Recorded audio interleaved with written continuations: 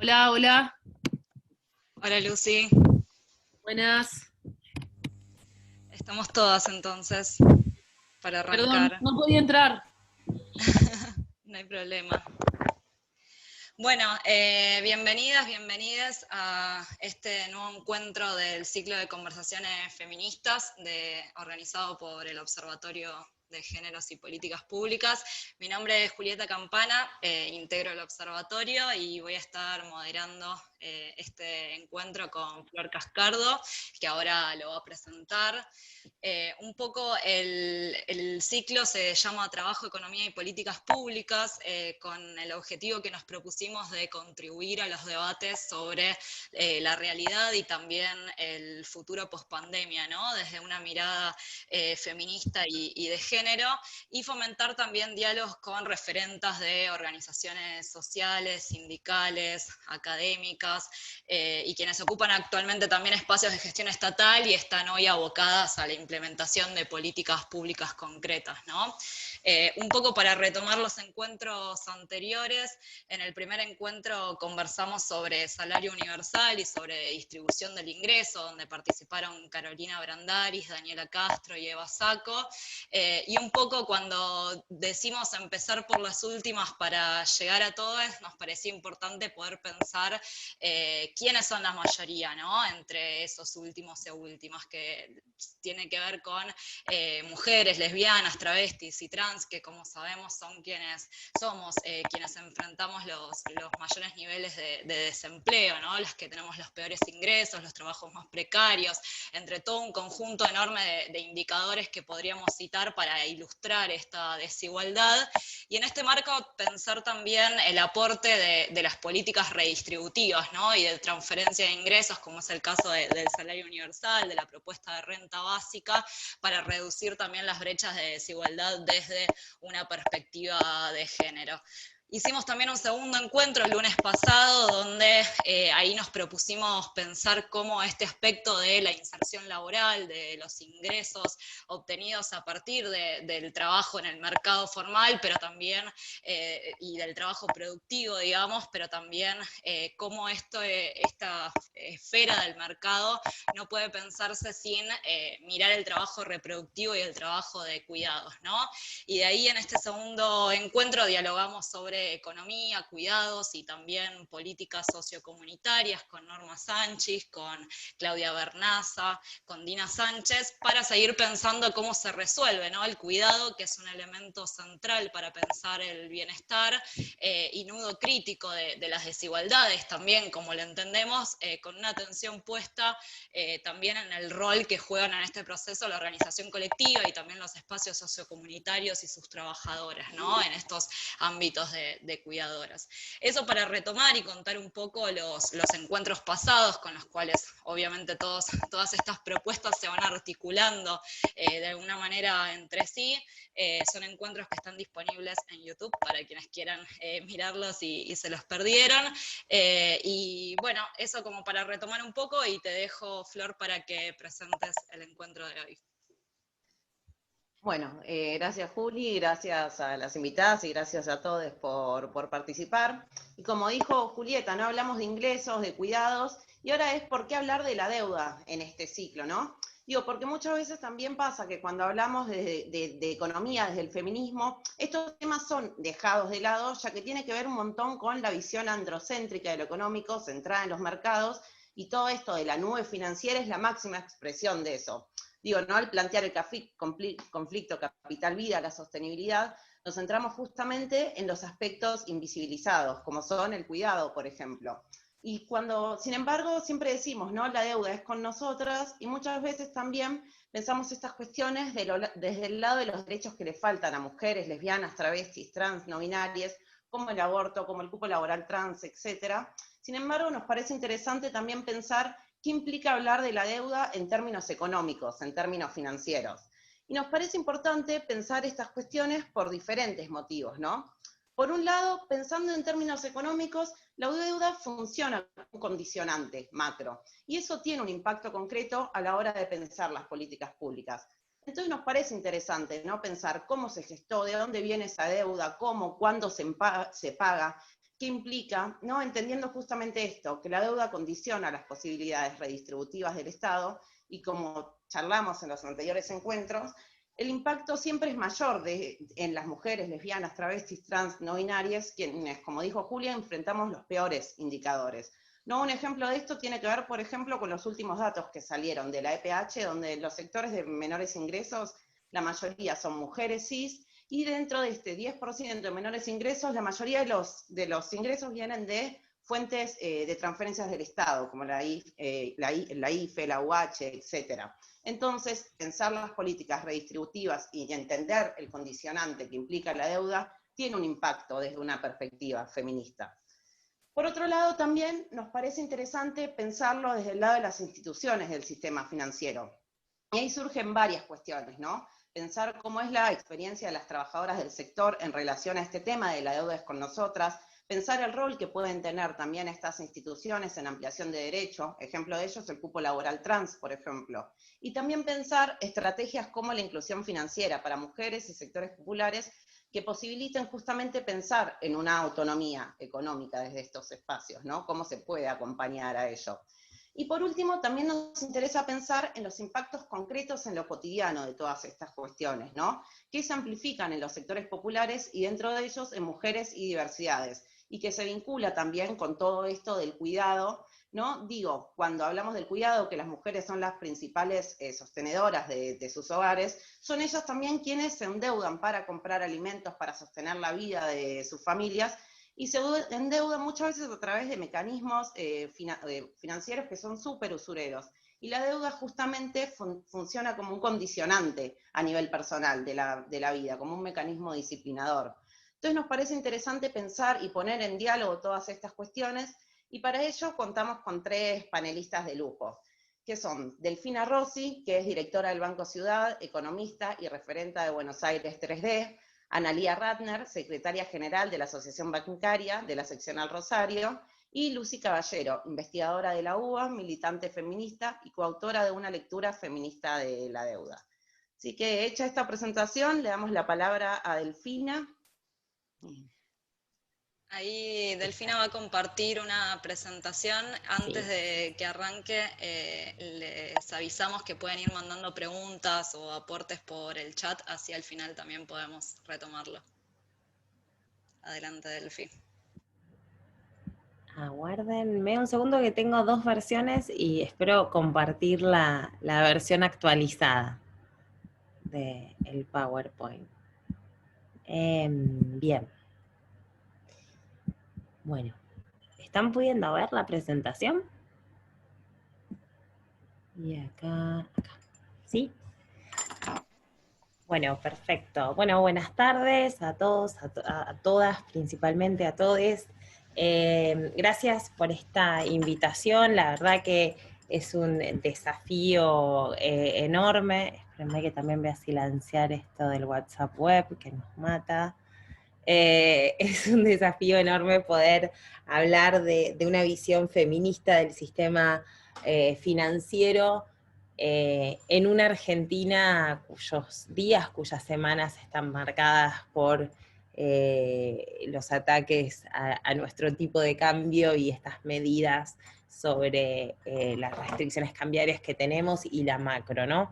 La verdad es que como entiendo que Lucía va a abordar este tema, me voy a restringir un poco más al apartado de instituciones financieras y voy a hablar un poquito más de qué pasa con la brecha hacia dentro de las instituciones financieras, y en todo caso, si da lugar, ya podremos compartir alguna reflexión sobre la macro y la necesidad de que nosotras, las mujeres, los colectivos disidentes, el colectivo LGBTIQ+, empecemos a tener mayor y mejor voz en toda la discusión sobre la macroeconomía, que a pesar de los esfuerzos que vemos, seguimos siendo muy pocas, ¿no? Las que hablamos sobre esos temas en los medios de comunicación también. Pero déjenme compartirles esta presentación con ustedes sobre esto que les decía, ¿no? La verdad que yo quiero desarrollar más o menos 3 ideas. La idea base de que el sistema financiero en nuestro país también refleja el patriarcado y la desigualdad. La segunda idea es que la inclusión financiera es central para la independencia económica de las mujeres y de las disidencias, entendiendo que este es un elemento fundamental para la construcción de nuestra igualdad. Y luego de que cuando hablamos, o cuando intento hablar de inclusión financiera, podemos incorporar inclusión / educación / alfabetización financiera, me estoy refiriendo a dos procesos, ¿no? Uno es la de acompañar a las mujeres que llevan adelante emprendimientos o que son líderes de empresas a romper con el techo de cristal y a crecer en sus proyectos.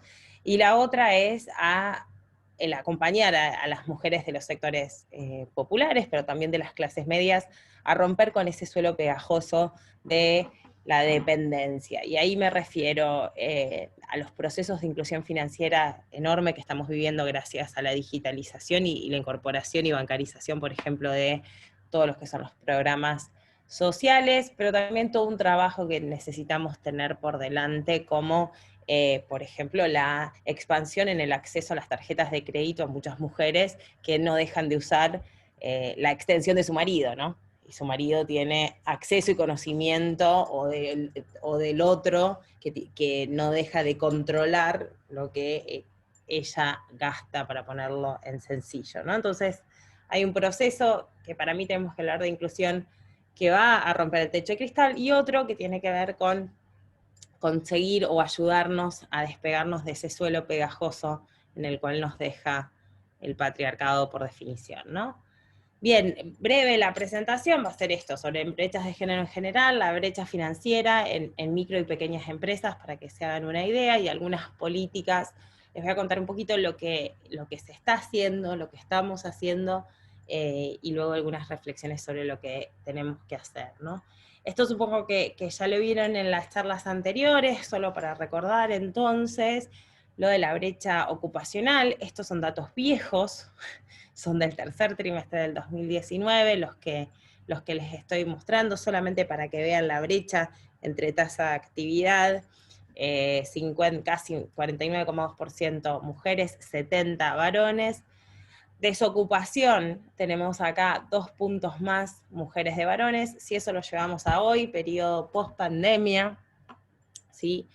Saben que niveles de desocupación estábamos hablando del 13-15%, de las mujeres estamos hablando del 20%. Si mantenemos la población económicamente activa, nos vamos a niveles más cercanos, de niveles de población económicamente activa pre-pandemia, es decir, de marzo, y consideramos la pérdida de puestos de trabajo, estamos hablando de niveles de desocupación de un 30%, ¿sí? Es la verdad que los efectos que tiene en el mapa ocupacional la pandemia son muy graves, y sabemos que esa desocupación afecta principalmente a las mujeres jóvenes. Mujeres jóvenes que hoy mismo en las encuestas del INDEC pueden estar no declarándose como que están buscando activamente empleo por ser madres, por ser estudiantes, por tener otra condición, pero que sin embargo sabemos que es un sector muy vulnerable, y que nos marcan ya estas diferencias. Insisto, les estoy mostrando una encuesta del 2019, con una crisis económica que estábamos viviendo, no con la pandemia arriba, pero que ya sabemos que tenemos estas grandes desigualdades en el mercado ocupacional. Y esto es un número que sacó el INDEC en marzo, en conmemoración al mes de la mujer, hizo una publicación especial. También tenemos, no solo estamos menos ocupadas, sino que cuando miramos los cargos jerárquicos, tenemos muchos menos que los hombres, ¿no? Los hombres tienen 8,5% de los hombres, 8,5% ocupan puestos jerárquicos, de todas las mujeres, 4,7% ocupamos puestos jerárquicos, ¿no? Me incluyo como un mérito también de nuestro movimiento y nuestro espacio político, de designar mujeres a ocupar lugares en directorios de empresas, cosa que no es habitual. Digo, para que sepan, el directorio del Banco Ciudad está conformado por 6 personas, y yo soy la única mujer, ¿no? Esto, ¿cuál es la consecuencia de esta subrepresentación en la masa laboral activa, en los trabajadores ocupados y en los trabajadores ocupados formales, en que tenemos menos presencia en los cargos jerárquicos. Bueno, la consecuencia es algo que conocen muy bien y que un poco nombraron, que es la feminización de la pobreza, ¿no? Si uno ve el decil de ingresos más pobre, ¿sí?, el 66% son mujeres, y somos más mujeres en los primeros 5 deciles de ingresos, ¿sí? Y se invierte totalmente la relación cuando ve los ingresos más altos, en donde el 64% son hombres, ¿no? Esta desigualdad de ingresos, de posición económica, por supuesto se refleja en este sistema financiero patriarcal, que les decía que era la primera premisa que íbamos a abordar. De alguna manera, el sistema financiero, y insisto, ahora les voy a contar algunas iniciativas que estamos teniendo, pero hasta ahora, y como uno lo conoce, es reproductor de desigualdades. ¿Por qué? Porque además la renta financiera lo que te permite es que si vos tenés suficiente renta y sabés jugar, entre comillas, podés apalancarte y ganar más plata sobre la misma plata, sin necesidad de producir, ¿sí? Entonces, es un generador de desigualdades, centrifuga más las desigualdades si uno no lo corrige y lo articula para que tenga otro fin, ¿sí? De allí la importancia de poder tener una mirada feminista sobre el mismo, para que el sistema financiero nos sirva de herramienta para revisar esta estructura y no consolidarla. Que insisto, no siempre es el caso, pero que una intenta de que sí lo sea. Acá les quiero compartir algunos datos de cuál es la situación de las MIPES, de las micro y pequeñas y medianas empresas de la Argentina. Esto es un estudio reciente que publicó el BID sobre género y acceso al financiamiento del empresariado en Argentina, por estos 2 profesores de DITELA, pero que tienen la verdad que datos actualizados muy interesantes, y exponen de que los factores por los cuales las mujeres tienen esta brecha también en el acceso al sistema financiero son institucionales, ¿sí? Vamos a ver que dicen que se sienten discriminadas un poco por las instituciones financieras, por los bancos. Hay factores económicos y hay factores psicológicos y sociales, ¿no? Hay un poco de esto de la confianza, el confiar en mi proyecto,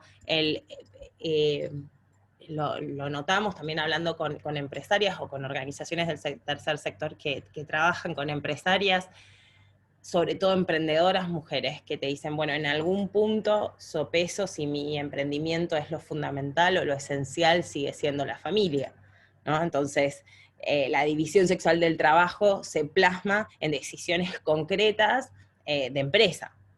Se plasma directamente sobre si decidís tomar un riesgo mayor o si decidís dedicarles más horas a tu emprendimiento o no, porque en realidad seguís negociando con vos misma sobre qué pasa con tu otro rol que nunca nos terminamos sacando de encima, como bien decían, que es el rol de ser cuidadora, ¿no? Bien, entonces, ¿cuál es la situación o qué es lo que sabemos, no? Esto, que las mujeres las mujeres empresarias, en su mayoría, poseen microempresas, empresas muy chiquitas, ¿no? Y si miran esta relación, además, es alta, entre comillas, comparada con el resto, con la pyme, esto que es el ratio que ven ahí, y además es baja comparada con el resto de América Latina, ¿no? O sea, las mujeres argentinas poseen el 25% de las microempresas, en Bolivia poseen las mujeres el 44%, pero sobre todo lo que tenemos muy poco son pequeñas y medianas empresas, un 8,5%. Fíjense que en el resto de la región, Bolivia, Ecuador, Paraguay, Perú, Uruguay, están por encima de ese porcentaje. Y cuando miramos el porcentaje de empresas cuyo alto directivo es mujer, digamos que era ese 8%, ¿sí? Está muy por debajo de América Latina y el Caribe y del mundo, según la Enterprise Survey, que es del Banco Mundial. Y miramos el tema de porcentaje accionario, también estamos muy por debajo de la región y del mundo, ¿sí? Dicho esto, las empresas argentinas, y dada la poca profundidad de nuestro sistema financiero, tienen en general, las pequeñas y medianas empresas, dificultades en el acceso al financiamiento, pero vemos que si esas empresas además están lideradas por mujeres, tienen más dificultades aún. Entonces, esa pregunta que yo me hacía hace instantes, bueno, ¿el sistema financiero propaga o consolida desigualdades existentes en nuestra estructura económica o las intenta mitigar? Bueno, hasta ahora lo que vemos es que las consolida, y allí la importancia de tener un sistema financiero regulado, ¿sí?, activo, que intente justamente mitigar esas desigualdades, ¿no? Bueno, estos son más datos sobre el tema de la propiedad, que tenemos menos, eso ya se los mostraba recién, y además, esto de que hay menos empresas en manos de mujeres y están menos bancarizadas, ¿sí? La cuenta corriente, si una empresa la tienen los hombres, el 93% de esas empresas tienen cuenta corriente, en cambio solo el 85% de las empresas lideradas por mujeres tienen cuenta corriente, ¿sí? Y solo el 4% de las empresas lideradas por mujeres financian su inversión con créditos bancarios, frente a un 25% de los hombres. Insisto, este número, si uno lo compara, acá el mundo aparece con 14,9, el mundo te incorpora a África, Asia, etc. Pero si uno lo incorpora con lugares desarrollados, con economías con mayor profundidad y desarrollo económico, ese número es mucho mayor, ¿sí? Entonces, ¿por qué? Empecemos a preguntarnos por qué las mujeres no acceden más a crédito. Y en esto es importante, hablaban recién de deuda y de la macro, ¿no? Y acá es importante lo de la alfabetización financiera, porque a veces el acceso, por ejemplo, yo me he encontrado mucho en esta pandemia, difundiendo los créditos subsidiados por parte del Estado a tasa del 24%, ¿no? Y muchas empresas te dicen, no, yo tengo la plata, no lo necesito. Y no, pero a ver, si vos estás teniendo capacidad de acceso a un crédito con tasa subsidiada y con el resto podés invertir o guardarlo o ponerlo en un plazo fijo o ver cómo haces, en realidad le vas ganando a la inflación y vas haciendo decisiones más inteligentes del uso de recursos, ¿sí? A veces el acceso al crédito no es necesariamente porque estés en cero en tu cuenta, sino para gestionar el flujo. Porque de hecho los bancos no financiamos emprendimientos o empresas quebradas, sino que financiamos falta de liquidez. Entonces, utilizar herramientas financieras que el gobierno pone a disposición, en realidad permite tener un mejor manejo de la liquidez. Y ahí faltan muchas estrategias porque se da el juego de la desconfianza, porque ¿por qué voy a tomar el crédito? Porque ¿para qué? Igual que el crédito a tasa cero, por ejemplo, del monotributista. Bueno, si le dan crédito a tasa cero, le ganaste a toda la inflación futura, es súper rentable. Entonces, poder tomarlo significa poder hacer una decisión inteligente en cuanto al uso de las finanzas de la empresa. No necesariamente sobreendeudarse, sino entender el mecanismo y tener una buena proyección o perspectivas de la macroeconomía, que no es fácil en nuestro país, insisto, ¿no? ¿Qué es lo que encontramos entonces cuando estos investigadores le preguntan a las mujeres, ¿no? Esto es una elaboración propia con una encuesta propia que hacen ellos, y le preguntan sobre, por ejemplo, el nivel de conocimiento de finanzas, si es elevado. Los hombres, el 52% responde que sí, que tienen un nivel elevado de finanzas. En cambio, la mayoría de las mujeres dice que su nivel de conocimiento es neutral, y muchas dicen que no están de acuerdo en que tienen un nivel elevado de finanzas, ¿no? Allá vemos la típica situación de infravalorarnos que tenemos nosotras, ¿no? Y por otro lado, herramientas como las SGR, la Sociedad de Garantías Recíprocas, tan importante a la hora de conseguir financiamiento, sobre todo para nuevos emprendimientos, que permite mitigar el riesgo para el banco y que la empresa sea acompañada por esta SGR, bueno, el 50% de las empresas lideradas por mujeres dicen que no las conocen. Las ONs o los Warren tampoco son conocidos. El concepto de capital trabajo, un concepto tan básico, tampoco es conocido, mientras que los hombres sí. Bueno, hay un nivel de desconocimiento, hasta no en la población en general, sino en las mujeres que son emprendedoras, líderes de sus empresas, también hay una falta de conocimiento de herramientas financieras importantes, o al menos tienen no tienen la arrogancia de autocatalogarse como conocedoras de esos instrumentos, ¿no? Ahí hay un sesgo, ¿no? Porque efectivamente es una entrevista, ¿no? Y además, quizás esto de que nosotras, las mujeres, nos consideramos no conocedoras de todas estas herramientas de finanzas, quizás tiene que ver con este dato, con que el 42% de las solicitudes de créditos realizadas por las empresas lideradas por mujeres fueron rechazadas. Y uno pregunta, ¿por qué es rechazada esa solicitud de crédito? Bueno, en general vemos que es porque la mayoría de las empresas lideradas por mujeres son muy chicas y tienen muy pocos años. De hecho, de nuevo, en charlas ahí con empresarias, una vez se encuentra con el relato de yo empecé a gestionar la empresa de mi papá o de mi abuelo, después me hice mi empresa propia, no me fue tan bien, volví a la empresa familiar.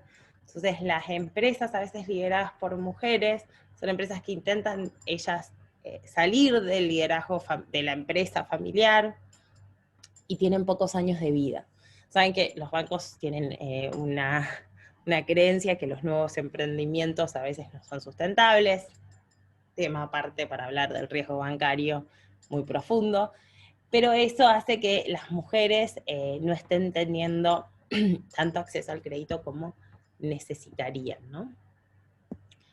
Entonces, y además, bueno, este dato que les adelantaba hace instantes, de que sienten las mujeres, un 21,3% está de acuerdo con la afirmación de que las entidades bancarias discriminan por género, ¿sí?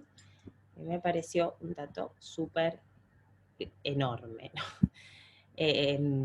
Este dato, de hecho, es el que nos lleva a tomar acciones, al menos este dato y los datos de las brechas de la realidad, y esto que les decía, si estábamos consolidando o no comportamientos y desigualdades, me parece que es lo que hace imperiosa la acción diferencial del sistema financiero para con este colectivo de empresas lideradas por mujeres, ¿no?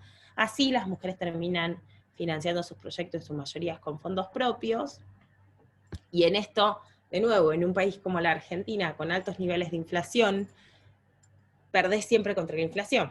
Vos te estás financiando con fondos propios, no estás generando un esquema de flujo que te permita ser sustentable y previsible según lo que pase en el país, ¿no? En cambio, los hombres tienen un mayor acceso a bancos estatales y bancos comerciales, ¿no? Fíjense, crowdfunding lo usan las mujeres, ¿no? El esquema de buscar financiamiento de manera colectiva lo declaran exclusivamente las mujeres, el tema de la red, algo que sí sabemos construir nosotras muy bien, la red, el empoderamiento, el buscar formas de autofinanciarnos o que nos financiamos entre proveedoras y clientes, etcétera. Bueno, eso sí lo hacen muy bien las mujeres, sí lo hacen con fondos propios. Ahora, a la hora de ir al acceso al mercado financiero, ¿qué es lo que les permitiría en algún punto ganar escala? Y este es el tema, que después, ¿cómo es que siempre seguimos con empresas micro? Bueno, también porque no se les da el financiamiento necesario a las empresas lideradas por mujeres para que ganen escala. Bueno, ahí tenemos un problema, ¿no? Termina este informe diciendo que entonces el 81% de las empresas lideradas por hombres solicitó un crédito bancario en los últimos 3 años, pero solo el 59% de las mujeres, de las empresas lideradas por mujeres lo hicieron, ¿sí? Y si lo abrimos por tamaño, el principal problema lo tenemos en las empresas chicas. Las empresas chicas y nuevas tienen un problema mayor en el acceso al financiamiento. El hecho de que las estructuras bancarias estén compuestas mayoritariamente por hombres, y esto va al punto que ahora les voy a contar un poco qué estamos haciendo acá, también puede funcionar como una limitante, ¿no? Más claro, échale agua, vos vas a una sucursal bancaria, por lo general uno tiene hasta la imagen de que el gerente es varón. Ahora la verdad particularmente en el Banco Ciudad, en las sucursales tenemos mayoría de la planta liderada por mujeres, pero en la alta gerencia no, y siguen siendo comportamientos jerárquicos, muy regulados, etcétera, masculinizados, que rechazas. Si vos en la primera reunión que tenés sobre cómo acceder a un crédito te sentís que ni siquiera, que todo lo que decís está mal y que nadie te entiende, obviamente te vas a dar media vuelta y te vas a ir y no vas a seguir intentando hablar con esa institución, ¿no? Bueno, eso dice esto, que el 25,9% de las mujeres creen que la oferta de préstamos bancarios está pensada en una perspectiva masculina. Frente a esa realidad es que estamos intentando actuar, hacer algo para cambiar estos comportamientos y empezar a tener un sistema financiero que mitigue las desigualdades de brechas de género en la distribución del ingreso, en las capacidades ocupacionales, etc. ¿Qué es lo que vimos en este año, en este famoso año de pandemia, pero que a pesar de ello vimos grandes avances sobre cómo el sistema financiero se ha dado vuelta 180 grados para apostar por la producción y el empleo, dando créditos subsidiados, teniendo una política diferencial hacia la producción y el empleo muy distinta a la que tuvo en los últimos 4 años, entre el 2015 y el 2019, y vemos también un componente del regulador, principalmente del Banco Central, mirando al sistema diciendo, bueno, hay que regular también los temas de género, ¿no? Y así vemos la creación de comités y gerencias de género, tanto en el Banco Central como en la mayoría de los bancos públicos. Estos comités y gerencias, estoy hablando de que el Banco Nación, el Banco Provincia, nosotros acá tenemos un comité, insisto, el Banco Central tiene una gerencia de género, hay bancas privadas que también la tienen. Estos comités y gerencias tienen como la misión, en un primer lugar, de revisar muchos de los comportamientos internos, esto que decíamos, que si las estructuras están masculinizadas y reproducen el patriarcado, es muy difícil que piensen las estructuras de los propios bancos cómo asistir a las mujeres empresarias y cómo incluirlas también en ese proceso de despegarlas del suelo pegajoso. Entonces, tenemos un gran trabajo desde ese lugar. Ahí les cuento brevemente, ¿no? Trabajamos desde el Comité de Género, por ejemplo, del Banco Ciudad, en el tema del protocolo contra las violencias, en el tema de licencias, estamos viendo un tema de mentoreo y de acompañamiento, de ver de cómo ayudamos a que los nuevos concursos que se abran ayuden un poco a romper ese techo de cristal también. Vemos cómo el Banco Nación incorporó el 1% trans, de cupo trans para sus trabajadores y trabajadoras. Todo un proceso, la verdad, interno muy acompañado por el trabajo histórico que viene haciendo la bancaria y las comisiones gremiales internas con demandas que venían siendo acumuladas, ¿no? Y que quizás se concentraron un poco este año, pero que estaban también emergiendo por parte de la propia organización de los bancos, ¿no? Ley Micaela, bueno, varios componentes, y que también este proceso de ir rompiendo el techo de cristal hacia adentro de los bancos, de ir teniendo más mujeres en lugares decisorios importantes, nos permite pensar estos nuevos productos con perspectiva de género.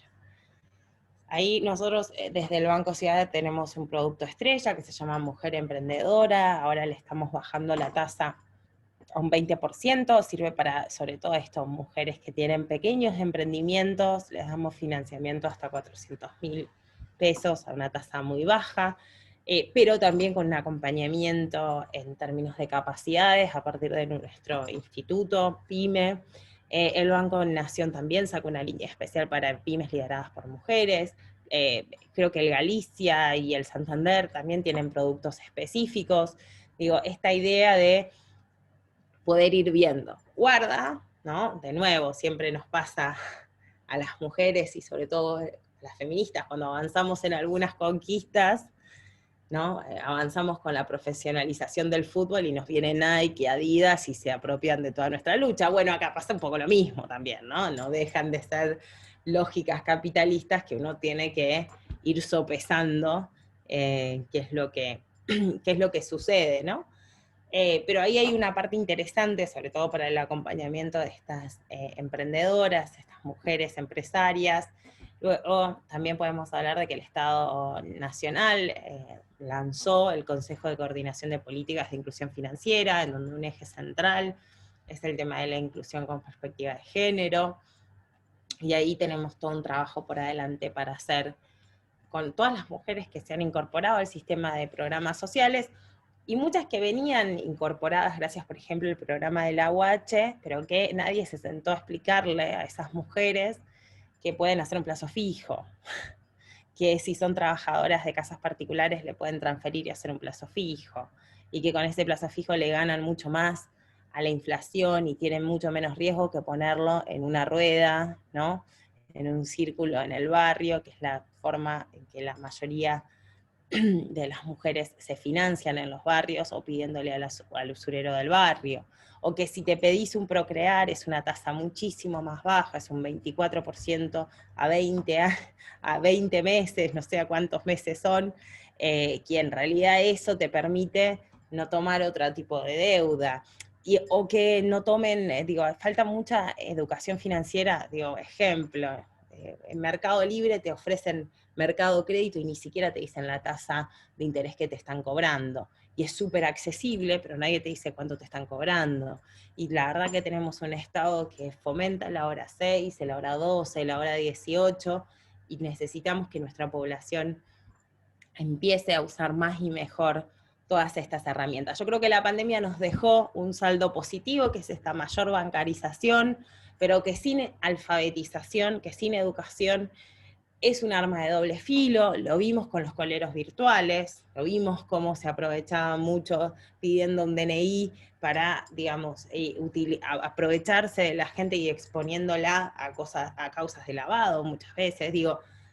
Tenemos que también dar herramientas de protección, y para una clase quizás trabajadora, media, que puede ahorrar un poco más, también necesitamos dar mucha educación financiera sobre cómo ganarle a la inflación y no necesariamente irnos al dólar, sobre todo cuando hay menos posibilidades de hacerlo por razones obvias de nuestra macroeconomía, pero que hay necesidad de cuidar el ingreso, de cuidar el ahorro, ¿no? Yo creo que, insisto, tenemos un sistema que a veces reproduce estas desigualdades estructurales. Creo que estamos avanzando de manera conjunta con todo el sistema financiero en mitigar estos comportamientos. Hay mucho por delante, es sin lugar a duda un trabajo que se tiene que llevar adelante con los trabajadores y trabajadoras de los bancos para poder cambiarlo definitivamente, pero también acá las organizaciones sociales, las organizaciones libres del pueblo que acompañen los procesos de inclusión y de financiarización para que se hagan de manera genuina y que no sea un sobreendeudamiento de las clases populares de manera indiscriminada, va a ser fundamental en la etapa que se viene. Así que nada, esto quería compartir con ustedes, lo dejo acá para no robar más tiempo y les agradezco desde ya. Bueno, muchísimas gracias, Delfina. Muy interesante y muy increíble también pensar cómo desde el feminismo, ¿no? Se pueden dar también las batallas en esos lugares que son el corazón del patriarcado capitalista, en definitiva, ¿no? Y entonces, una cosita antes de pasar, antes de Analía, en función de lo que contaba Delfina de estos indicadores, en un ratito, apenas termine la charla, vamos a sacar también un informe del observatorio analizando justamente estos últimos datos de la EPH desde una perspectiva feminista, viendo también el impacto diferencial que tienen todas las cuestiones en las mujeres cis, y remarco mujeres cis justamente por lo binario de lo que es nuestro sistema estadístico, ¿no? Que mide mujeres y varones, y la importancia también de empezar a pensar, a cuestionarnos, a exigir una mirada que contemple la diversidad sexogenérica, pues sabemos que, hay sectores muchísimo más postergados y que justamente son los que quedan por fuera de esta mirada. Dicho esto, le doy la palabra a Analía para que nos cuente también su experiencia en el sector. Bueno, buenas tardes a todas, a todos, a todes. Me presento, mi nombre es Analía. aparte de ser mujer, mamá, compañera de vida, hija, también soy sindicalista. En este momento estoy a cargo de la Secretaría General de la Asociación Bancaria de la Seccional Rosario. Es la primera vez que una mujer encabeza una lista y gana las elecciones en la seccional, pero no es la primera vez que tenemos una secretaria general mujer. Me antecedió una compañera también del municipal, mi compañera Angie. Tuvimos secretaria general adjunta alterna, que también la vi hace un ratito por acá presente, una compañera que ha venido marcando el rumbo de género en nuestra seccional, la compañera Chili. Tampoco puedo dejar de nombrar, bueno, Margarita, una grande del sindicato Amelia Figueroa y tantas otras. En esto quiero detenerme. Mi mirada obviamente es desde el sindicalismo, como compañera y compañera bancaria. Muchas veces las mujeres somos estigmatizadas al entrar al sindicalismo. No hace tanto entrábamos a la lucha gremial o a los sindicatos porque había algún interés, o aún peor, las palabras eran porque andábamos con alguien sin ir con tantos rodeos. Yo vengo de una familia gremial, mi papá es dirigente gremial también de la ciudad de Rosario desde hace mucho tiempo, de otro gremio, y la verdad es que yo lo vivo con una pasión a mi actividad que va mucho más allá de cualquier estigmatización que pude haber sufrido o se pudo haber direccionado hacia mi persona. Este sindicato, como conté, contó con mujeres que han venido allanando el camino hace mucho tiempo y que posibilitó, en conjunto con el gran movimiento de mujeres, que hoy en esta secretaría haya una mujer, en este caso yo. También debo destacar que mucho tiene que ver lo que es el colectivo feminista en la ciudad, las mujeres del movimiento sindical rosarino, que tantas de nosotras hemos, alguna reunión como el Ni Una Menos nos ha convocado allá por el año 2015, trazamos una agenda común, trabajamos en conjunto, y de ese grupo de mujeres hoy tenemos varias secretarias generales adjuntas y secretarias generales también de gremios. Creemos que, como decía recién Delfina, desde el ámbito económico, esto de tejer redes y de trabajar en conjunto tiene mucho que ver con que hoy podamos contar con políticas públicas apuntadas a los distintos sectores que han sido postergados por la sociedad, no solamente las mujeres, sino también las disidencias.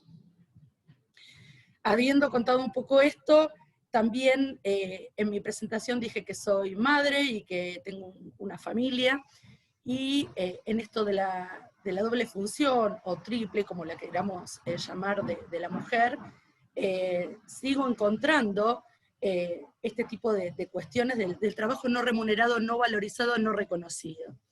¿A qué voy con esto? Cuando termina mi actividad acá, en el gremio, o de una asamblea, o de una recorrida por algún banco, vuelvo a casa y me encuentro con la actividad del hogar. La actividad del hogar, que uno lo puede desempeñar con todo el amor del mundo, porque obviamente que uno ama, por lo menos yo amo a mi familia, amo a mis hijos, e intento estar permanentemente en contactos con ellos, me encuentro con que mi jornada, o sea, mis horas de trabajo, no terminan nunca, salvo cuando se termina el día y por ahí uno va a descansar. Si bien soy afortunada porque cuento con una persona como compañero de vida que se está construyendo permanentemente y va, obviamente, teniendo en cuenta cómo son las situaciones, por ejemplo, en este contexto de pandemia, quien se tuvo que quedar al cuidado de los chicos, quizás por la responsabilidad asumida en mi persona en la dirección del gremio, fue mi marido. Mi marido se quedó al cuidado de los chicos y yo seguía trabajando. Pero no es lo que se ve en la generalidad.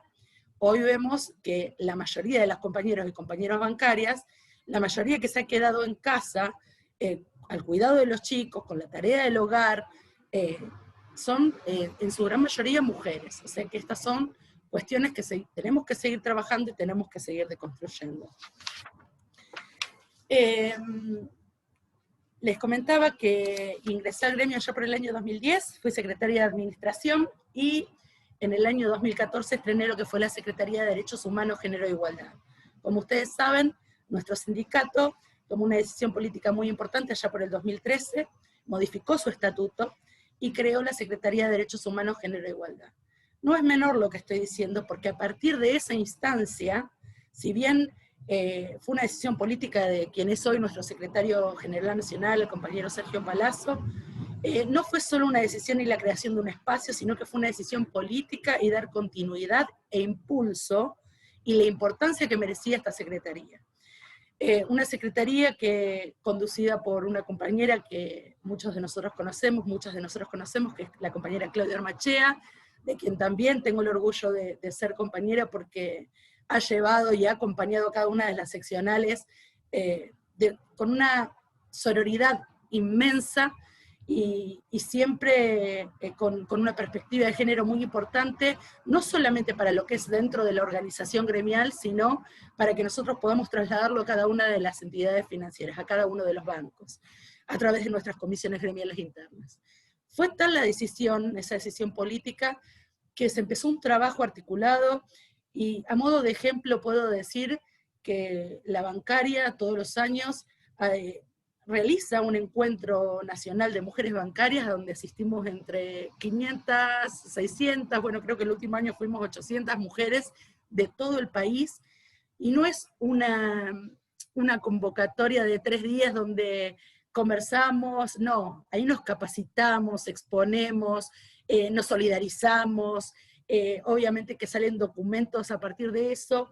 ¿Y por qué lo traigo a colación de mi presentación? Porque fue esa secretaría, la que en el año 2014, que pude estrenar en esta seccional, la que me permitió abrir la cabeza de otra manera. Ahí me di cuenta que tenía, o daba por naturalizado, ciertas cuestiones de esta cultura patriarcal que baja y es permanente, no solamente dentro del ámbito sindical, quizás cuando en una reunión una tiraba una idea y al rato le decía un nombre y decían, ah, sí, lo que dijo Pepito, no, y no importaba si hace una hora atrás lo había dicho yo o cualquier otra compañera, no tenía la misma validez y la misma importancia lo que dijera un hombre y una mujer. Imagínense en el cargo de una secretaría general donde sos la cabeza de esa organización, por lo menos de la seccional, y muchas veces te toca tomar decisiones, y hay muchos compañeros, y también compañeras, y digo en esto también la deuda es trabajar sobre la sororidad, y la deconstrucción de esa cultura patriarcal. Digo, cuando la decisión la toma una mujer tiene que demostrar. Como mujer tenemos que demostrar todo el tiempo que estamos capacitadas, que somos aptas, y a colación de esto, también sos señalada, porque si estás muchas horas acá, estás abandonando a la familia, abandonás a tu hijo, y si te vas 3 días a un congreso para capacitarte, para estar con otras compañeras, dejaste abandonado 3 días a tu hijo. Miren, a mí me gusta hablar mucho desde lo personal, porque creo que son los ejemplos más claros que uno puede visibilizar. Yo tengo un hijo, mi hijo menor tiene 7 años, Martín tiene síndrome de Down, y tiene muchas actividades por su síndrome que en los momentos en que no podía deconstruirme, que les contaba antes, sentí una culpa terrible de viajar 3 días a un encuentro de mujeres y no ocuparme de las terapias de mi hijo que me necesitaban. Hasta que, bueno, pudimos entender, tanto el padre como yo, de que lo que hacía yo lo podía hacer el padre, y que era tan importante también estar en esa actividad, porque a lo mejor, con un simple, como me ha pasado en varios encuentros, con un simple comentario de alguna solución que habíamos buscado, habíamos ayudado a otra compañera de otro lugar, y nos habíamos solidarizado, y nos habíamos hermanado, y la verdad que era fundamental asistir y capacitarse. Después de la Secretaría de Derechos Humanos, en la que estuve desde el año 2014 al 2018, en el año 2018 fui candidata a secretaria general, y hasta el día de la fecha estamos en la conducción de la seccional. Digo que me siento orgullosa de la representación gremial, que me siento orgullosa del sindicato al que pertenezco, porque no solamente ha tomado la decisión política de la creación de esta secretaría con toda la importancia que tiene, sino que ante este contexto del que estábamos hablando, de la situación no solamente de las mujeres en cuanto a la brecha salarial y a las desigualdades, al techo de cristal, a las paredes de cristal, a las fronteras de cristal, digo, no solamente en ese sentido, sino que ha tomado, somos los sindicatos fundamentales a la hora de ir transformando esas realidades. ¿Por qué digo esto? Porque lo veo en hechos. ¿Cuándo lo veo en hechos? Cuando hace una semana se firmó un protocolo, el primer banco en el mundo que firma un protocolo cupo trans, como lo fue el Banco Nación con la Asociación Bancaria, y la verdad es que nos llena de orgullo porque entendemos que es un colectivo totalmente postergado en la sociedad, que ni siquiera se tiene en cuenta, como decíamos recién, o como decía Delfina recién, o Cami, o Julieta, digo, ni siquiera para las estadísticas es tenido en cuenta, lo que nos parece totalmente aberrante. Desde el sindicato también se ha impulsado la firma de los protocolos por violencia de género, no menor. Sabemos que somos las mujeres y las disidencias quienes más sufrimos violencia de género, que los bancos tengan un protocolo firmado con una asistencia integral, con los días de licencia. Miren, en algún periodo de esta historia que nos toca atravesar, hemos tenido que salir mujeres con carpeta psiquiátrica o con certificado psiquiátrico porque estábamos atravesando una situación de violencia de género. No es justo, porque eso queda en un legajo. Lo justo es que realmente tengamos una licencia para poder hacer las denuncias correspondientes, en el caso de que te tengas que mudar, que te puedas mudar, o sea, tratar de alguna manera de acompañar a esa mujer o a esa disidencia víctima de violencia de género desde la parte gremial y obviamente implementado a través del banco. Hoy, casualmente, me llegó un informe desde el Centro de Economía Pública Política Argentina, el CEPA, y es Economía con Perspectiva de Género, la brecha salarial a la patrimonial. En ese informe, creo que alguna de ustedes lo debe haber visto, pero a grandes rasgos hace algún tipo de análisis sobre el pago de este impuesto que es bienes personales. Y a grandes rasgos, porque no da como para que lo comente todo, pero hay algo que me llamó mucho la atención y es que soy muy mala con los números, así que me voy a guiar con...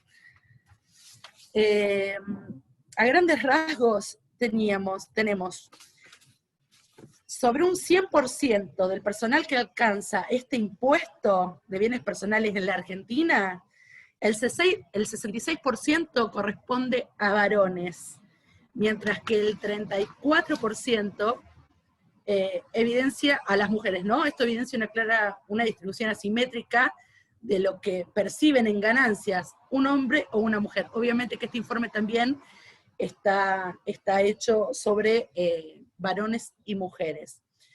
Esto arroja un resultado y hace una síntesis con un disparador importante, que es que la feminización de la pobreza tiene como contrapartida la masculinización de la riqueza.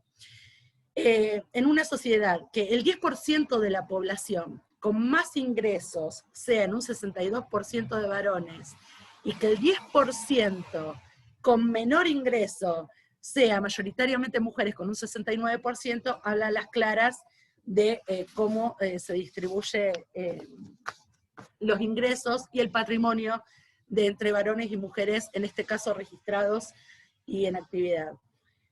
A esto me lleva a la conclusión de que como sindicatos somos actores fundamentales, no solamente por las políticas que se pueden ir implementando a partir de un acuerdo paritario, a partir de un convenio entre el banco, el sindicato y la jefatura de gabinete, como fue lo del cupo trans.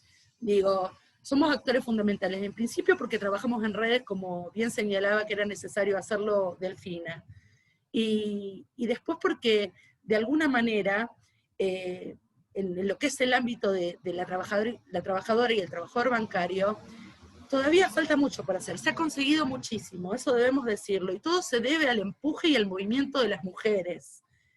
Nosotros sostenemos de que nadie nos ha regalado nada, que lo hemos ganado, y que lo hemos ganado colectivamente. Creo que tiene mucho que ver. Que hoy Analía Ratner sea secretaria general de la Asociación Bancaria Seccional Rosario tiene mucho también que ver con todo ese movimiento de mujeres que hizo que nos empoderáramos, que hizo que estuviéramos una al lado de la otra, por decirlo de algún modo. Con un ejemplo claro.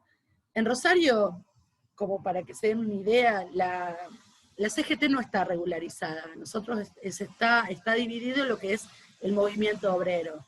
Todavía no hemos podido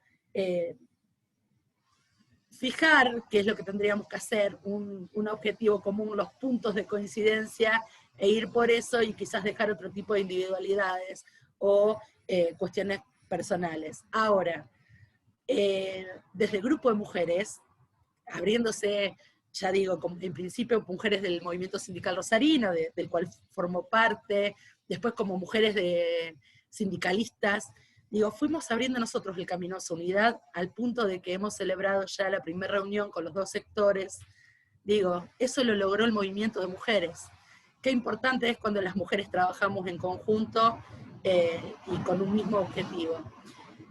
Con respecto, como para ir cerrando a esto de que nos falta y cuál es la deuda, digo, tenemos muchos varones en cargos jerárquicos. Hemos roto bastante, en algunos casos, ese techo de cristal, pero falta bastante también. Lo que es Rosario, puedo decir que en este momento contamos con una gerenta general mujer de un banco y es público. Que en este momento tenemos un directorio integrado por mujeres en muy pocos casos. Digo, esto que decía Delfina, de que son cuatro directores, ¿no? 6. Y una sola mujer, 6. Y una sola mujer se ve reflejado en la mayoría, pero en otra tanta mayoría ni siquiera hay una mujer. Y son las cuestiones por las que tenemos que seguir luchando. Yo creo que desde nuestra perspectiva podemos darle otra mirada y otro enfoque, y justamente seguir trabajando para impulsar esas políticas públicas que tanto necesitamos, y que tanto necesitan otros que ni siquiera pueden tener la garantía de tener quizás un sindicato fuerte, un sindicato que represente, y que pueda consagrar derechos que al fin y al cabo es nuestra función. Creo que esto lo vamos a lograr como siempre, unidas, sororas y organizadas. Desde ya, muchas gracias por la invitación, y espero no haberme extendido demasiado.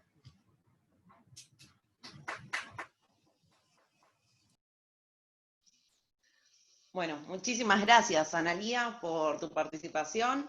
Y qué importante, ¿no? También las construcciones feministas hasta a la hora, ¿no?, de disputar estas lógicas de construcción de poder, como mencionabas, y a la vez también proponer y exigir herramientas concretas como son los protocolos que mencionaste, las licencias, etcétera, ¿no? Y es interesante cómo siempre, ¿no?, cuando se habla de participación de las mujeres, ya sea en lo laboral, en lo sindical, surge el tema del cuidado, ¿no? Porque tiene una carga concreta, una implicancia concreta a la hora de hablar de esta doble jornada laboral, limitando las posibilidades de participación.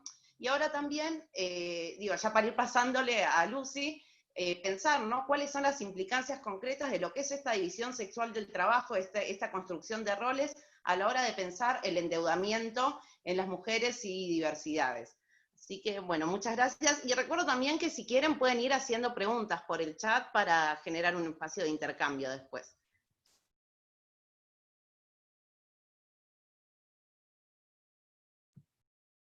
Hola, ¿ahí? Perfecto, sí. ¿Voy?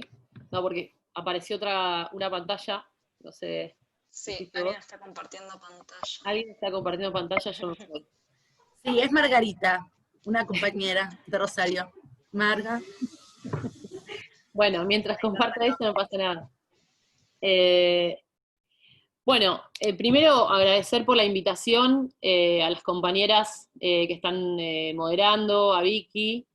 La verdad que este tipo de cruces para pensar una cuestión tan importante y tan delicada como como el sistema financiero, creo que solo son posibles desde los diálogos que armamos del feminismo, donde nos podemos encontrar compañeras que están llevando a cabo una lucha sindical, como contaba Analía, Delfina en el banco. Yo me siento más hablando un poco de la experiencia de lo que fue la politización del endeudamiento desde el feminismo, y también, ¿no?, de la investigación, y hacer este cruce de cosas me parece importante, porque yo creo que parto de la base de que el título de la actividad, ¿no?, de lo que es una perspectiva feminista del sistema financiero, me parece que están en construcción, ¿no? Que están apareciendo diferentes modos de entrarle a eso, pero que es algo que se está construyendo, y se está construyendo en un diálogo entre lo que fue el proceso de lucha y lo que es el proceso de lucha del movimiento feminista, pero también desde lo que las compañeras están haciendo en cargos institucionales o en las luchas sindicales. Entonces me parece que no está dicho cuál sería una mirada feminista del sistema financiero. Podría agruparlo a grandes rasgos como que hay hay toda una lucha en relación a cupos y a distribución a obtener cierta paridad en los espacios de decisión del sistema financiero.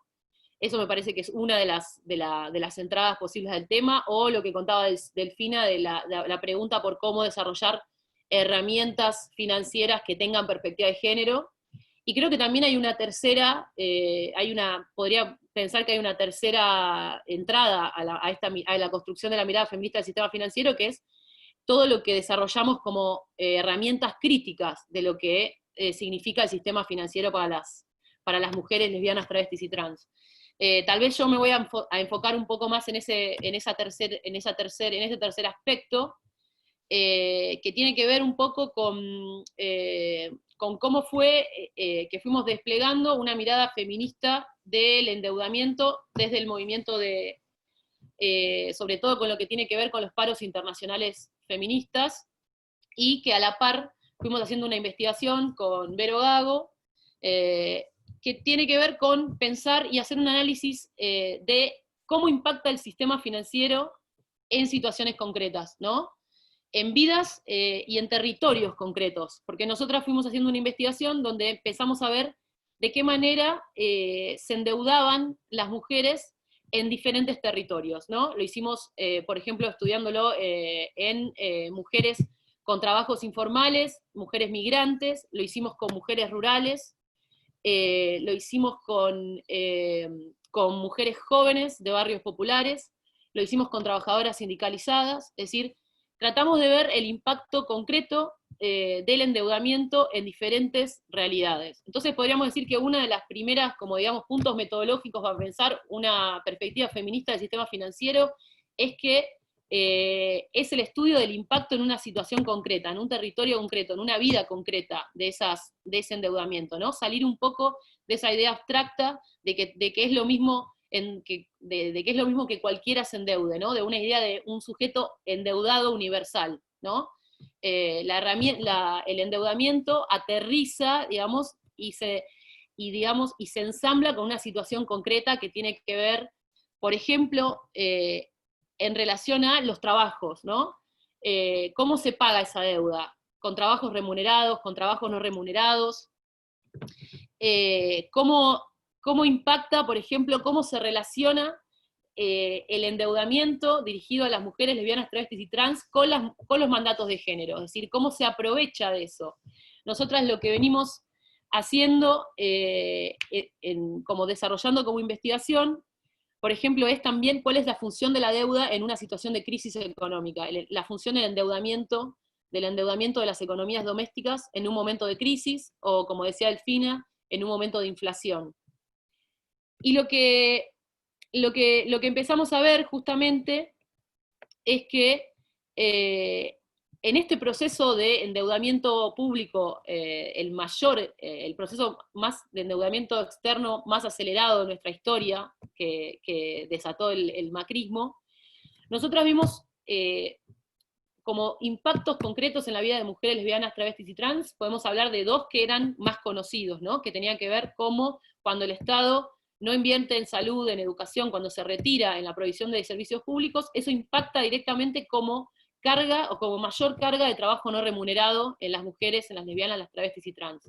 Eso como primer impacto conocido. El segundo tiene que ver con los condicionamientos de ese endeudamiento externo, y ahí vemos, por ejemplo, a Macri dando de baja las moratorias previsionales para amas de casa, ¿no? Que fueron una herramienta muy importante para que las mujeres que tienen trayectorias laborales donde los aportes, ya sea el Estado, el patrón, digamos, no se realizan, esas jubilaciones son muy importantes para que aquellas mujeres tengan un ingreso en sus vejeces, ¿no? Y como eso fue una de las primeras cosas que hizo el macrismo al firmar el acuerdo con el FMI, atacar las moratorias previsionales de las mujeres. Entonces ahí vemos un impacto más conocido, concreto del endeudamiento público, pero nosotros vimos, además, venimos estudiando cómo hubo un tercer impacto, y que tiene que ver con otra idea que diría que también es una metodología feminista para pensar el sistema financiero, que tiene que ver con desarmar la idea de un endeudamiento público y un endeudamiento privado, y más bien buscar la relación. O sea, cómo se relaciona el endeudamiento público con el endeudamiento de las economías domésticas. Ese fue el estudio concreto que hicimos en relación a los años del macrismo, pero obviamente que se prolonga, ¿no?, los efectos de ese ajuste, de esa caída de los ingresos, de que los subsidios pasaron a ser casi meras garantías para endeudarse, ¿no? Estábamos hablando de que la asignación universal por hijo tuvo una caída impactante, y que empezó a ser una mera garantía para endeudarse, ¿no? Entonces ahí lo que contaba la compañera cuando empezábamos la charla, que decía, bueno, en los últimos años del macrismo, lo que hay es un endeudamiento de las mujeres, dirigido especialmente a las mujeres, que empiezan a endeudarse para vivir, para comprar medicamentos, para comprar alimentos, aprovechando, decimos nosotras, esos mandatos de género de que las mujeres hacen malabares en la economía doméstica para sostener esas economías. Entonces eso, ¿cómo fue aprovechado ese malabar que hacen las mujeres en las situaciones de crisis para endeudarlas? Entonces, nos parece que pensar esos impactos, entonces, diría, para ir como resumiendo como una mirada feminista del sistema financiero, en primer lugar, como decía antes, tratar de pensar el endeudamiento en relación a los trabajos. Y cuando hablamos de trabajos, estamos hablando de trabajos remunerados y trabajos no remunerados, ¿no? ¿Cómo se relaciona la deuda? ¿Cómo se paga esa deuda? Esa deuda se paga intensificando los trabajos no remunerados, se paga aceptando condiciones de trabajo más precarias. Eso es muy importante. En relación también a quienes se endeudan, eso es algo también muy importante. ¿Quiénes son las personas que se endeudan? ¿Cuál es el costo de ese endeudamiento? Si sos mujer, si sos una mujer de un barrio popular, si sos una mujer de clase media, ¿no? Eso es algo muy importante, y es algo que también nosotras investigamos, cómo las tasas de interés de las mujeres, que pagan las mujeres de los sectores populares, son muchísimo más altas. Y eso impacta justamente en lo cotidiano de una manera diferencial, inclusive relacionado con situaciones con fijación a situaciones de violencia. Y tomando algo que decía Analía, ¿no?, de esa estadística de que las mujeres no somos las propietarias, ¿no? Y bueno, mucho más si estamos hablando de lesbianas, travestis y trans, y también de maricas, que generalmente no somos herederos y herederas, pensar que podemos pensar esa relación de no propiedad, pero sí de titularidad de deuda, ¿no? Somos las menos propietarias, pero a la vez las más titulares de deuda. Y ahí hay una relación, ¿no?, de en qué situaciones nos endeudamos. Nos endeudamos cuando no hay servicios públicos, cuando los ingresos están pulverizados por la inflación. Creo que son cosas que no hay que dejar de problematizarlas. Y entonces ahí vamos a lo que decía un poco Delfina, ¿no?, cómo pensar una inclusión financiera, y creo que hay algo de que también tenemos que desarrollar, sobre todo desde las compañeras que estamos pensándolo esto desde el feminismo, pensar que el endeudamiento, digamos, el endeudamiento acelerado de las mujeres, las lesbianas y travestis de los últimos años, también se presentó como inclusión financiera al principio. Entonces creo que tenemos que tener una mirada puesta crítica sobre a qué circuitos financieros estamos incluyendo a esas mujeres lesbianas, travestis y trans, ¿no?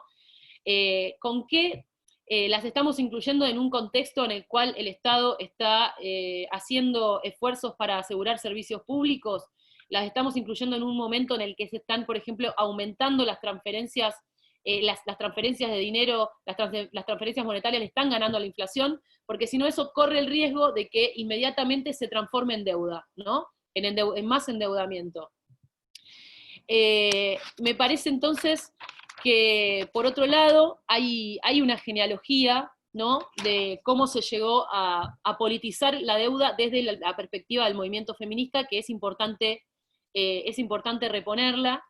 Creo que hay algo en cómo apareció la deuda en la agenda del movimiento feminista, que es muy particular y que nos llevó a desplegar todas estas perspectivas que hoy estamos poniendo en discusión. Primero, que tiene que ver con cómo se fue enhebrando un cuestionamiento del endeudamiento en los años macristas en relación al proceso de organización de la huelga, ¿no? Apareció muy claro cómo la deuda era otra de las maneras, de las formas en que se explota diferencialmente y que tienen un impacto diferencial en mujeres lesbianas, travestis y trans, y fuimos armando todo un vocabulario propio para enfrentar a la deuda, que fue desde la consigna Vivas, Libres y Desendeudadas, que puso en relación el endeudamiento con la restricción de nuestras autonomías, el endeudamiento a costos altísimos, en un contexto de inflación, en un contexto de ajuste. Dijimos, cuando estamos endeudadas, no podemos decir no cuando queremos decir no. Cuando estamos endeudadas a tasas altísimas, estamos más vulnerables a quedar fijas en situaciones de violencia, en hogares violentos, porque tenemos que pagar la deuda o porque tenemos que agarrar cualquier trabajo para pagar esa deuda. Cuando dijimos vivas, libres y desendeudadas, también lo que hicimos es también cambiar una narrativa de cómo se estaba pensando la resistencia contra la deuda y ponerla más en relación a lo que era al impacto de ese endeudamiento que se pretende como un problema de expertos, un problema entre técnicos, algo abstracto, lo pusimos en relación a cuáles eran los impactos concretos en la vida cotidiana. Y me parece que después llegamos a la consigna del último paro, que se llamó La deuda es con nosotras y con nosotres, y me parece que ahí se dio un proceso político muy interesante que tiene que ver con lo que nosotras decimos, que tiene que ver con invertir la carga de la deuda, cuestionar de quién le debe a quién. Si nosotras estamos diciendo que estamos realizando un montón de tareas que no son remuneradas, ¿con quién es la deuda? ¿No? Eso es un poco también algo que se dio muy interesante como proceso político, de decir, de hacer una investigación de la deuda desde la vida cotidiana, ¿no? De decir, ¿qué es lo que nos deben? ¿Cuántos años trabajamos y no se nos reconoce como aporte? ¿Cuánto trabajo hacemos en nuestra vida cotidiana que no es reconocido? ¿Y de quién es esa deuda? Entonces me parece importante marcar las formas en que el movimiento feminista fue politizando el problema del endeudamiento, haciendo esta conexión entre endeudamiento externo, endeudamiento doméstico. Y hoy en la pandemia aparece renovada esta discusión, ¿no? Me parece que es importante lo que decía Delfina, cómo la discusión de quién está bancarizado y no, marcó un parteaguas en la posibilidad de acceder al subsidio, pero a la vez aparece también en la pandemia nuevas deudas, ¿no? Hay una crisis habitacional muy profunda, que está directamente relacionada con el endeudamiento por alquileres, ¿no? Nosotros hicimos una investigación en pandemia, cómo las nuevas deudas que aparecieron en la pandemia están relacionadas, son deudas por servicios públicos y deudas por alquileres. Entonces, ahí vemos también otra escena también para pensar, ¿no? Cómo atravesar una cuarentena, o cómo pensar una idea de inmovilidad que a la vez genera deuda, ¿no? Estamos en nuestras casas, pero estar en nuestras casas nos podrá proteger de un virus, pero a la vez puede significar salir más endeudadas. Entonces me parece que eso también es algo a pensar, si no tendría que haber una intervención del Estado en alguna política de desendeudamiento con respecto a servicios públicos y alquileres. Aunque también el Estado se ocupó, ¿no?, en este momento no se está pagando la deuda que tienen las mujeres con ANSES, eso está suspendido, por lo menos creo que hasta el mes de enero, pero a la vez aparecen otras deudas. Nosotros también hicimos una investigación en la Villa 31 de cómo la deuda parecía ligada a la conectividad. O sea, había mujeres que se estaban endeudando para poder comprar datos y de esa manera poder acceder a la educación pública mediada por dispositivos electrónicos. Y eso ahí también aparece otra discusión, ¿no? Cuando hablamos de inclusión financiera, bueno, como decía antes, ¿en qué circuitos financieros vamos a incluirnos, ¿no? Porque pasó también que ese esfuerzo gigante que hizo el Estado por dar un ingreso familiar, el IFE, en la pandemia, en muchos casos, esa masa de dinero terminó en pagando otras deudas o yendo a las arcas de multinacionales de la telecomunicación o en supermercados. Entonces, creo que exige pensar cuál es ese circuito de la deuda, qué se hace con esos subsidios, a dónde van, y me parece que es importante ponerlo en relación con los servicios públicos y con si los ingresos no le están ganando o no le están ganando a la inflación, porque si no corremos el riesgo de que incluir más mujeres en esos circuitos financieros se transforme después en nuevas deudas. Entonces me parece importante volver sobre que esto también es una metodología que se puede usar desde el movimiento feminista, pero también por lo que mostraba los gráficos del FINA, por lo que contaba Analía, es algo que ya se realiza también en las instituciones, ¿no? Pensar que el endeudamiento se aterriza en cuerpos y en vidas concretas, ¿no? ¿Quiénes se endeudan y a qué tasas se endeudan?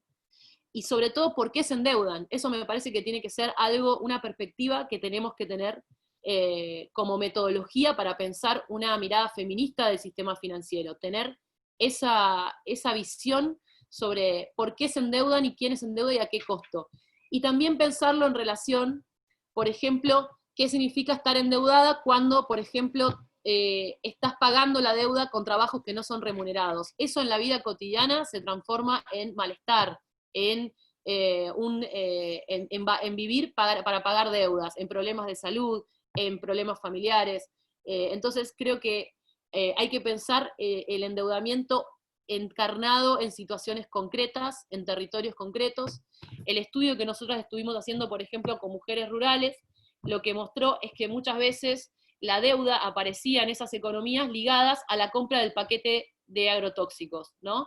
Las mujeres endeudadas para poder comprar el paquete de agrotóxicos, y que muchas veces venía ligado, ¿no? El paquete de agrotóxicos viene con una oferta de endeudamiento. Entonces también es importante, ¿no?, pensar con qué tipo de economía y con qué tipo de modelo productivo ensamblamos la oferta financiera. Creo que voy a dejar por acá para abrir una segunda, para que se abra la segunda ronda de preguntas, y bueno, la seguimos. Bueno, muchas gracias, Lucía, muy buena la intervención y tu aporte.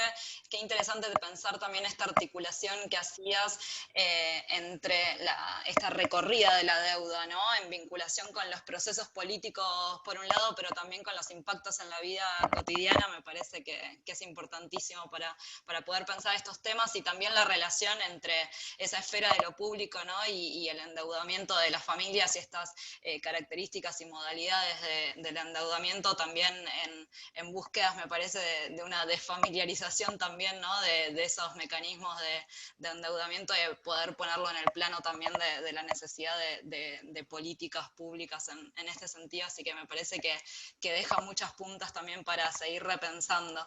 Si les parece, ahí hay algunas preguntas. La primera retoma un poco esta última intervención de Lucy. Pregunta Ana Priotti, ¿qué significa que los subsidios son una garantía para endeudarse? No sé si... Sí. ¿Ahí se escucha? Sí, se escucha perfecto. bueno, lo que estamos diciendo es que, por ejemplo, cuando hablamos de la asignación universal por hijo, cuando hablamos de las jubilaciones, se utilizaron en los últimos años, aunque no empezó con los últimos años, como, o sea, fueron la primer manera de endeudamiento de las mujeres. Es decir, porque cuando vos vas al banco a cobrar el subsidio, ya te ofrecen un producto crediticio que podés sacar con la garantía del subsidio. Así que el banco te descuenta directamente la cuota de la cuenta donde se te acredita el subsidio. Eso es un problema cuando, por ejemplo, en el macrismo fue en un contexto de inflación, de una caída del poder adquisitivo de los subsidios espectacular. Eso transformó en que el subsidio solo funcionaba como una garantía para tomar esa deuda que te hacía llegar a fin de mes. Entonces, en ese sentido, hablo de que el subsidio pasó a ser solo una garantía para endeudarse, porque era muy poco lo que podías comprar con ese subsidio, y más bien se tenía que completar ese ingreso permanentemente con deudas. La última oferta que hace el macrismo antes de las elecciones legislativas ya tenía, de los subsidios, de las deudas para sacar por ANSES, ya tenía un ítem que era, sacá tu deuda para pagar tu deuda anterior. O sea, ese nivel de perversidad manejó el macrismo. Buenísimo, gracias. Ahí voy leyendo algunas Perdón. otras preguntas. Sí, Analía, adelante. Sí, de hecho eso es lo que veíamos en las entidades financieras. La gente venía a refinanciar, y en su mayoría eran mujeres, también lo tenemos que decir, a refinanciar, o sea, venían a sacar un crédito para poder pagar la tarjeta de crédito que habían utilizado para hacer las compras en el supermercado. A eso también estuvimos, fue algo que se dio, que la mayoría de las compañeras lo ha comentado en los diferentes plenarios de delegados que hemos tenido. Sí, creo que eso se vincula también con dos preguntas que hace Jorgelina, que creo que lo podemos abrir a las dos, digamos. Ella se pregunta cómo podemos pensar una alfabetización financiera crítica, qué puntas no podemos dejar de incluir en ese proceso, y después pregunta si los subsidios como garantía fue una política exclusiva del gobierno de Cambiemos o podemos rastrearlo desde gestiones anteriores. Podemos capaz dividirlo en dos, primero abordarlo brevemente lo de alfabetización financiera crítica que pregunta, que quizás ambos ¿Sigo yo o quién quiere seguir? Sí. Dale. Sí, a ver, lo que me parece que está un poco en discusión también, digo, es cómo hacer digamos, si el Estado se va a tomar la iniciativa de hacer pedagogía en relación al sistema financiero, pensar cómo esa pedagogía tiene que tener cierta reflexión crítica, en tanto, digamos, es importantísimo que la gente pueda entender entre tasas de interés, poder hacer una mejor elección entre productos crediticios, o utilizar el cajero, o utilizar un producto, una billetera virtual, me parece muy importante. Pero a la vez necesitamos también que el Estado haga una reflexión crítica del sistema financiero, porque justamente venimos de un proceso de endeudamiento acelerado, atroz, que tenemos que pagar por generaciones. Entonces sería interesante también que esa alfabetización sea también en un sentido de pensar cuál fue el rol del sistema financiero desde la dictadura hasta acá en ser un agente primero en ese momento un cómplice absoluto del terrorismo de Estado, pero después cómo eso se prolongó en unas políticas de empobrecimiento masivas, donde justamente no es que los bancos, por ejemplo, los bancos privados no desaparecieron, están ahí, son parte integrante de los que están haciendo la corrida bancaria, la corrida cambiaria de la que estamos en este momento sufriendo. Digo, me parece que es interesante pensar una idea de educación financiera que también pueda tener al Estado en un rol, en el cual despliegue una pedagogía crítica de lo que es el mundo de las finanzas. Y después, con respecto a la pregunta de los subsidios, la bancarización de los subsidios se masifica antes de Macri.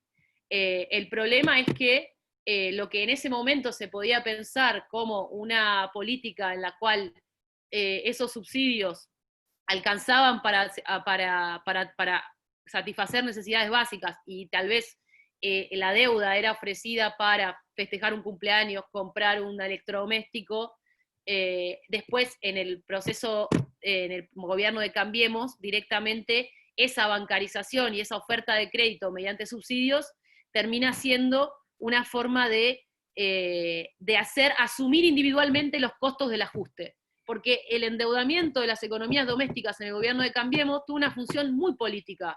Es una función muy política, no es un problema monetario, digamos, o solamente económico que se puede analizar en un gráfico. Fue una función política. Aquí quiere decir que los costos que sistemáticamente, los costos de los ajustes implementados por el gobierno de Cambiemos, fueron asumidos individualmente como deuda.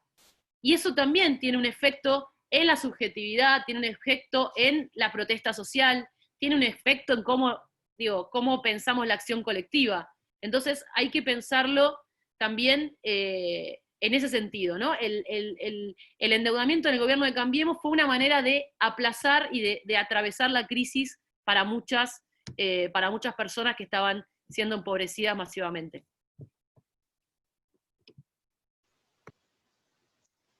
Muchas gracias. No sé, Analía, si querés agregar algo sobre esto, si no vamos a ir cerrando.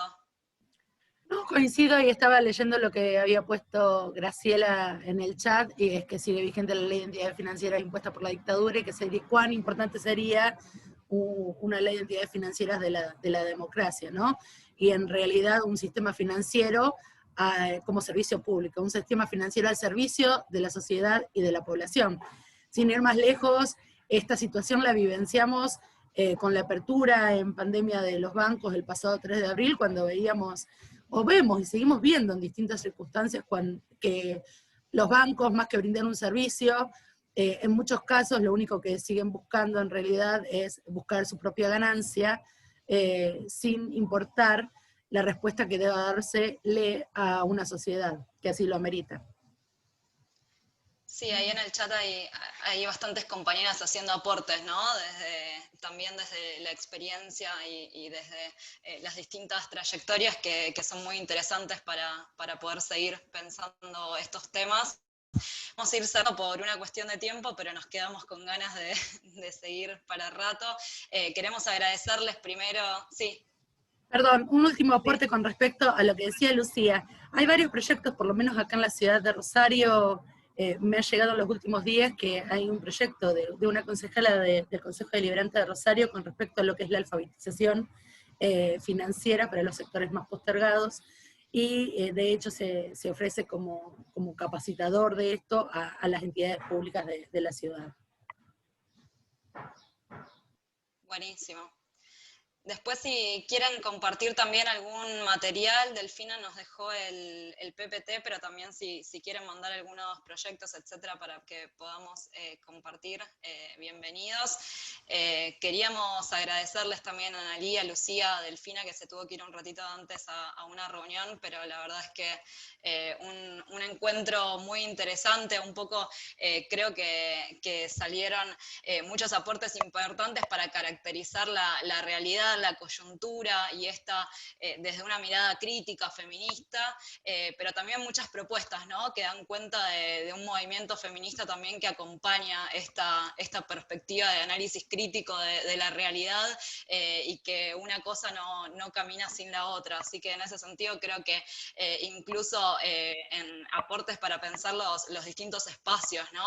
El Estado, los sindicatos, los bancos, pero también los territorios en los que esos procesos políticos, pero también reivindicativos del movimiento se van dando, y que por suerte muchas cosas también, según fueron contando, empiezan a quedar plasmados, ¿no? En políticas de los distintos espacios, y también en políticas públicas concretas con desafíos enormes hacia adelante que creo que también tenemos que poder seguir pensando, y es también un orgullo que las podamos pensar las compañeras, ¿no? Y que podamos ocupar esos espacios tan importantes. Así que agradecerles por este encuentro.